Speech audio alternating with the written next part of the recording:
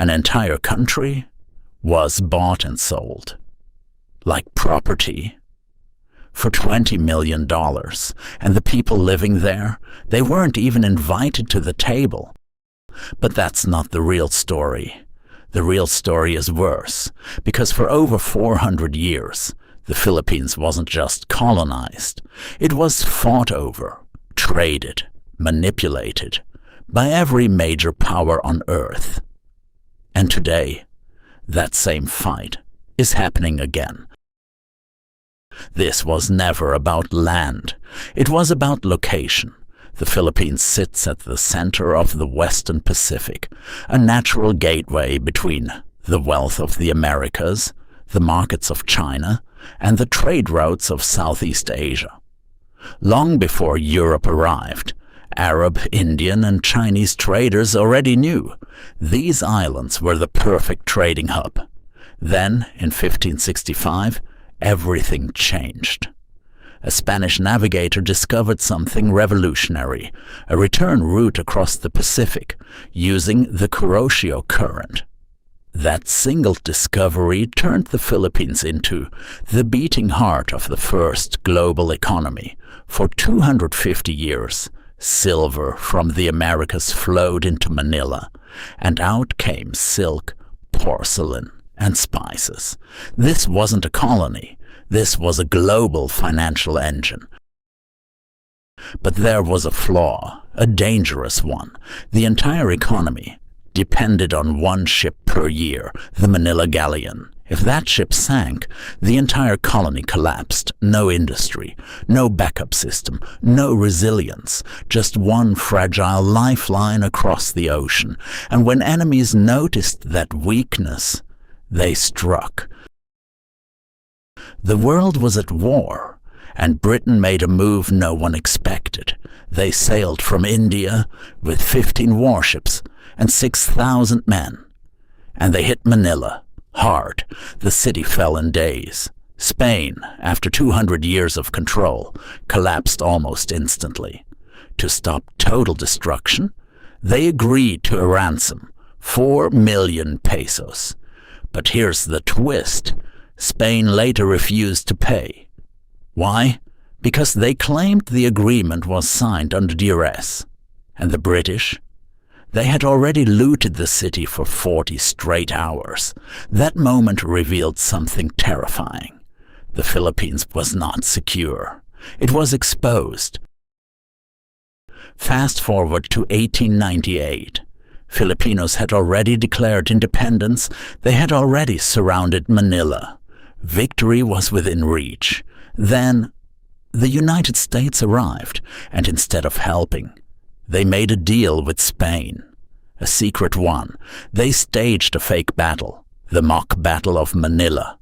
Spanish forces pretended to fight, American forces pretended to win, and Filipino troops locked out, watching as their victory was taken from them. Then came the final blow, the Treaty of Paris. Spain sold the Philippines to the United States for $20 million. No Filipino representatives, no consent. Legally, the people didn't exist. They were treated as if the land belonged to no one. Terra nullius, a country erased on paper. The result? War, the Philippine-American War. Up to 200,000 civilians dead. Then came a different strategy. Not religion, not brute force. Education. The Americans sent 600 teachers, the Thomasides. They rewired the system. Language, culture, identity. English replaced native tongues. American values replaced local traditions. This wasn't occupation. This was reprogramming. Japan invades. They didn't call it conquest. They called it liberation. Asia for Asians. Freedom from the West. But reality? Economic collapse. They flooded the country with worthless currency. People called it Mickey Mouse money. Prices exploded. Rice up 137,000%. Basic goods unaffordable. The economy destroyed. GDP dropped 70%. Liberation. turned into survival. Now look at today. The colonizers are gone, but the game is still the same. The battlefield has shifted from land to the sea, the South China Sea, where over 60% of trade, 75% of energy routes pass through, and at the center of it all, the Philippines. China is building islands, militarizing reefs, projecting power. Why? To break through something called the first island chain, a natural barrier that includes the Philippines, and right now, there's a rusting warship sitting on a reef, the BRP Sierra Madre, barely holding together. Filipino troops live inside it. China surrounds it, blocking supplies, using water cannons, testing limits. This isn't war. It's something more dangerous, slow pressure, a battle without rules. Spain wanted trade routes, Britain wanted disruption, America wanted power projection, Japan wanted resources, and today China wants control of the same gateway, different empires, same objective. Because the truth is, the Philippines was never just a country, it was always a strategic prize, and that's the tragedy. It was too valuable to be left alone. History doesn't repeat itself by accident. It repeats when geography stays the same and power keeps chasing it. The only thing that has ever slowed this cycle, not treaties, not promises, but balance of power and enforcement of international rulings. Like the 2016 arbitration victory, which legally rejected expansion claims in these waters. But law alone isn't enough, because for 500 years, one truth has remained constant: power respects only what can be defended.